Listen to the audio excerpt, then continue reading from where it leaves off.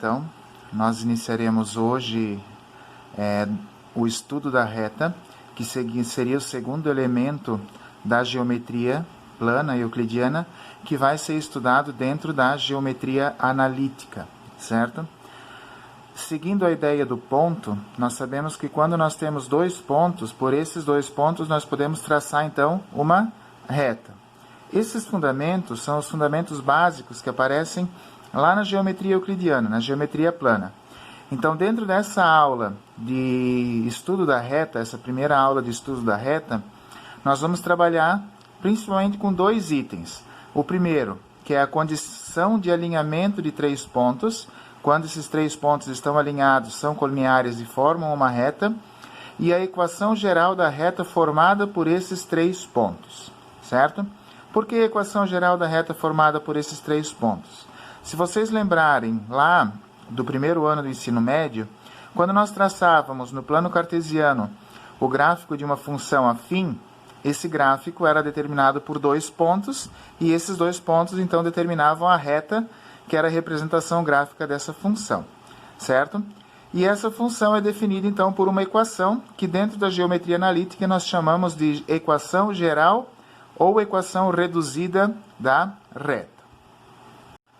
Quando nós colocamos três pontos no plano cartesiano, esses três pontos eles podem aparecer em duas condições. A primeira condição, eles formarem uma reta, ou seja, serem colineares, estarem todos pertencendo à mesma reta, ou esses três pontos não pertencerem à mesma reta e formarem o que nós chamamos de triângulo, que é, no caso, a primeira ideia de plano que nós temos lá na geometria euclidiana, certo? Por isso que para a gente fazer o estudo da reta, primeiro nós temos que entender quais são as condições de alinhamento de três pontos. Para a gente entender as condições de alinhamento de três pontos, nós vamos ter que rever alguns conceitos fundamentais que nós estudamos lá no segundo ano do ensino médio, quando nós falamos das matrizes, principalmente o determinante das matrizes calculado pela regra de SAR, certo? Então, na próxima matéria que vocês vão observar, nós temos um exemplo de como determinar, como verificar se três pontos estão ou não estão alinhados no plano cartesiano. Então, de modo geral, nós dizemos que para três pontos estarem alinhados ou para que três pontos sejam colineares no plano cartesiano, o determinante da matriz formada pelas suas coordenadas de x, pelas suas coordenadas de y e pelo elemento neutro da multiplicação precisa ser igual a zero. Então, calculando o determinante dessa matriz pela regra de Sarros, que é uma das formas de cálculo do determinante, se o determinante for igual a zero, esses três pontos são alinhados, ou seja, são chamados de colineares. Se no cálculo desse determinante os três pontos não forem, o determinante não for igual a zero, esses pontos não são colineares ou não são alinhados, certo? Então, observem que, quando nós calculamos, só relembrando, o produto das três diagonais principais, a gente mantém o sinal dos resultados da multiplicação. Quando nós calculamos o produto das diagonais secundárias, nós invertemos o sinal desses valores para poder, então, estar efetuando o cálculo do determinante. Esses são alguns conceitos que nós já estudamos no ano passado. Eu coloquei dois exemplos aqui. No primeiro exemplo, nós temos três pontos que formam uma reta, três pontos que são colineares. E no segundo exemplo, eu coloquei três pontos que formam um triângulo, ou seja, se eles formam um triângulo é porque eles não são colineares. Então, acompanhe o primeiro exemplo aqui. Considere os pontos A, de coordenada menos 3 e 0, o ponto B de coordenada 2 e 5 e o ponto C de coordenadas 5 e 8. Observem que as coordenadas de x do A, B e C, respectivamente, são menos 3, 2 e 5. Essas coordenadas x eu coloco na primeira coluna da matriz. As coordenadas de y, 0, 5 e 8, eu coloco na segunda coluna de y, na coluna da matriz. E a terceira coluna da matriz eu completo com o número 1, que é chamado de elemento neutro da multiplicação, ou seja, qualquer número multiplicado por 1 é igual a ele mesmo. Feito isso, eu vou copiar a primeira e a segunda coluna logo aqui ao lado, porque eu preciso multiplicar as 3 diagonais principais formadas, e vou ter, então, menos 3 vezes 5 vezes 1, menos 15. 0 vezes 1 vezes 5, 0. 1 vezes 2 vezes 8, 16. Somando os produtos da diagonal principal, o resultado vai ser 1 positivo. O mesmo procedimento eu vou repetir para a diagonal secundária. Vou multiplicar, então, 5 vezes 5 vezes 1, 25. Lembrando que na diagonal secundária inverte o sinal. Então, 25 era positivo, ficou negativo. 8 vezes 1 vezes menos 3, menos 24. Invertendo o sinal, 24 positivo. 1 vezes 2 vezes 0, 0. Somando os produtos da diagonal secundária, nós temos, então, como resultado, o menos 1. Somando a diagonal principal com a diagonal secundária, um positivo com um negativo, o determinante dessa matriz é igual a 0. Então, esses 3 pontos aqui formam uma reta. Eles são colineares. Já no segundo exemplo, nós temos o ponto A com as coordenadas menos 3 e 0, o ponto B com as mesmas coordenadas 2 e 5 lá de cima, só que um ponto P com as coordenadas 3 e menos 2, que são aqueles que eu apresentei antes lá para vocês. Lembrando que a primeira coluna é formada pelas coordenadas de x, então, menos 3, 2 e 5. A segunda coluna é formada pelas coordenadas de y, então, 0, 5 e menos 2. E a terceira coluna é formada pelo número 1, que é elemento neutro da multiplicação. Repito as duas primeiras colunas para fazer a aplicação da regra de Sarros e vou calcular. Diagonal principal, menos 3 vezes 5 vezes 1, menos 15. 0 vezes 1 vezes 3, 0. 1 vezes 2 vezes menos 2, menos 4. Como soma, nós temos, então, o menos 19, certo? Produto das diagonais secundárias. 3 vezes 5 vezes 1, menos 15. Por que menos 15? Porque inverte o sinal. 2 vezes 1 vezes menos 3, no caso. 6 positivo, invertendo o sinal, 6 negativo. 1 vezes 2 vezes 0, 0. Somando a diagonal secundária, nós temos, então, o número menos 21. Efetuando a soma do produto das diagonais principais com o produto das diagonais secundárias, nós vamos chegar no resultado que é igual a menos 40. Ou seja, esses 3 pontos aqui, eles não formam uma reta, eles não estão alinhados, porque o determinante formado pelas coordenadas x e y de cada um desses 3 pontos não foi igual a 0. Então, sempre que o determinante for igual a 0, são colineares. Sempre que o determinante for diferente de 0, esses 3 pontos vão formar um triângulo. Continuando, então, aqui eu coloquei mais um exemplo, dizendo assim, ó, os pontos A, B e C, com as coordenadas 6 e P, 2 e menos 5, 4 e menos 7, são colineares, ou seja, eu sei que eles formam uma reta. Determine o valor de P de modo que eles sejam colineares. Então, aqui eu já tenho eles representados aqui, certo? Só que digamos que eu não conheço essa representação e eu conheço só as coordenadas. Como é que eu vou descobrir quanto vale esse P, que é a coordenada y do ponto A? Então, substituindo lá no esqueminha da matriz, né, nós vamos ter, então, menos 6, 2 e 4, que são as coordenadas de x, P, menos 5 e menos 7, que são as coordenadas de y, e a coluna do elemento neutro.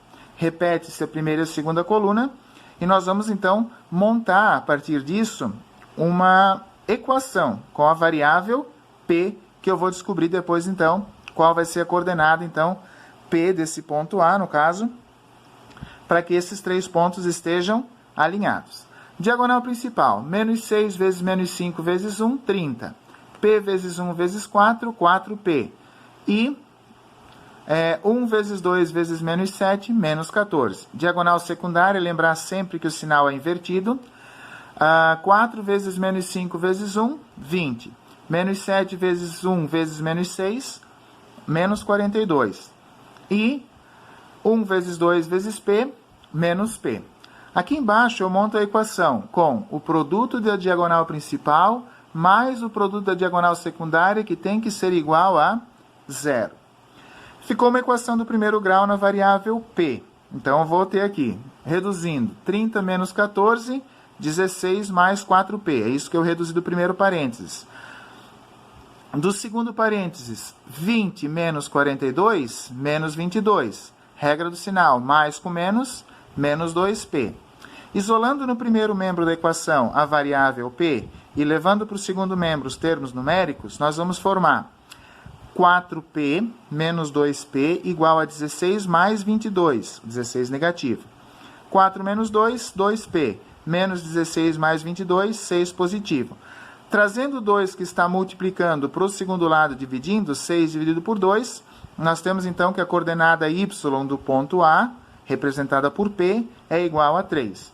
Representando isso no plano cartesiano, então, menos 6 e 3 forma a reta que nós definimos lá em cima, já dizendo que os 3 pontos eram colineares.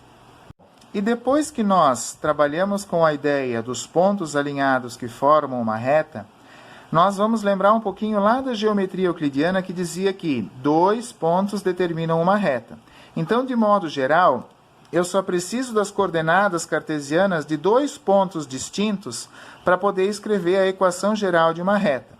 E com esse conceito, e voltando lá na condição de alinhamento de 3 pontos, eu consigo definir um modelo geral para a equação de uma reta qualquer. Ou seja, cada reta R traçada no plano cartesiano está associada a uma equação, que a gente chama de equação geral, na forma ax mais by mais c igual a 0, onde a, b e c são números reais, a e b obrigatoriamente são diferentes de 0, o coeficiente c é o termo independente, e essa é a equação geral de uma reta. Então, aqui nós temos o modelinho da matriz. Da onde que eu vou tirar, então, se eu só vou usar 2 pontos? Esse x e esse y permanecerão fixos para ser as variáveis que eu vou ter dentro da equação geral. E eu só vou substituir as coordenadas x e y do ponto A e x e y do ponto B. As demais coordenadas, os demais valores dessa matriz, eles permanecem inalterados. Tanto esse x e y aqui em cima, porque eles vão se tornar as variáveis ou incógnitas da equação, como essa coluna do número 1 aqui, que é o elemento neutro da multiplicação. Bom, fazendo a aplicação de um exemplo disso daqui, certo? Eu coloquei aqui uma situação com 5 alternativas, certo? Onde nós vamos trabalhar, a partir da equação geral da reta, vários temas. Então, diz aqui no enunciado, seja R a reta determinada pelo ponto A, menos 5 e menos 1, e pelo ponto B, menos 1 e 1. Obtenha, letra A equação geral da reta. Então, eu montei o modelo aqui, deixei o x e o y, a coluna do 1, botei o x do A e o y do A, o x do B e o y do B e calculei o determinante. Então, x vezes menos 1 vezes 1 dá menos x. Y vezes 1 vezes menos 1 dá menos y. E 1 vezes menos 5 vezes 1 dá menos 5, diagonal secundária. Lembrando que vai inverter o sinal, né? 1 vezes menos 1 vezes menos 1, 1 negativo. X vezes 1 vezes 1, x negativo. Y vezes menos 5 vezes 1 vai dar 5y positivo. Reduzindo os termos semelhantes, nós vamos ter menos x com menos x, né? Daria menos 2x. Mais 5 com menos 1 daria 4, certo? E menos 5 com menos 1 daria 6, certo? Obedecendo a regra de sinais, inverte aqui. E por que aqui eu tenho, então, x menos 2y mais 4? Porque eu simplifiquei. Como o coeficiente de x era 2, coeficiente de y era 4 e coeficiente de independente era 6, eu dividi eles todos por 2 e mantive uma equação um pouco mais simples. Então, a equação geral da reta, que passa pelo ponto A e B, é a equação x menos 2y mais 3 igual a 0. Determinar um ponto qualquer, que a coordenada x dele seja menos 8 e que ele pertença a essa reta R. Ó. Então, presta atenção que eu só sei a coordenada x. Quando falo abscissa, eu estou sempre falando de x. Então, eu tenho esse ponto P com o x menos 8 e o y que eu não sei. Como que eu vou fazer para descobrir isso? Primeira coisa, eu vou pegar essa equação geral da reta aqui, tá? porque ela define a reta que eu tenho, e vou trocar. Nesse x eu vou botar menos 8, o y vai ficar como variável, e o 3 e o 0, normal. Então, menos 8 mais 3 vai dar menos 5, que vem para o lado de cá, positivo, certo? O 2 negativo que está multiplicando passa dividindo. Fazendo a divisão de 5 negativo por 2, nós não temos uma divisão exata. Então, o valor de y desse ponto P é 5 meios negativo. Então, para esse ponto P pertencer a essa reta R aqui, as coordenadas dele precisam ser menos 8 para x e menos 5 meios para y. Na letra C, eu coloquei uma situação parecida, que diz assim, qual é o ponto de interseção da reta R com o eixo x? Ou seja, se a reta intercepta o eixo x, significa que o valor de y desse ponto é 0. Então, eu tenho o y que vale 0 e eu quero achar, então, o valor de x onde essa reta passa em cima do eixo x. Beleza? Para isso, eu vou voltar nessa equação da reta aqui em cima e vou trocar o y agora por 0. Então, eu vou ter x menos 2 vezes 0 mais 3. 2 vezes 0, 0. 0 mais 3, 3. O 3, que é positivo, passa para o segundo lado, negativo. Ou seja, essa reta vai passar em cima do eixo x, ela vai interceptar o eixo x no ponto Q, menos 3 e 0. Lá em cima, na letra D, diz assim, o ponto de interseção da reta R com a bissetriz do primeiro e terceiro quadrantes. O que é a bissetriz do primeiro e terceiro quadrante? É quando as coordenadas tanto de x e de y são iguais, certo? Nesse caso aqui, então, eu posso dizer que eu tenho x menos 2x mais 3 igual a 0. Por quê? Porque lá da equação, o x e o y são iguais. Então, fazendo a soma, 1x menos 2x vai dar menos 1x, mais 3 igual a 0. 3 que é positivo passa negativo, sobraria menos x igual a menos 3. Pela regrinha de sinal, menos 3 com menos 3, 3 positivo. Certo? Ou seja, como as coordenadas de x e y precisam ser iguais para ele pertencer ao primeiro e o terceiro quadrante, esse ponto S, que é a interseção da reta com a bissetriz ali do primeiro e terceiro quadrante, é o ponto S de coordenada 3 e 3.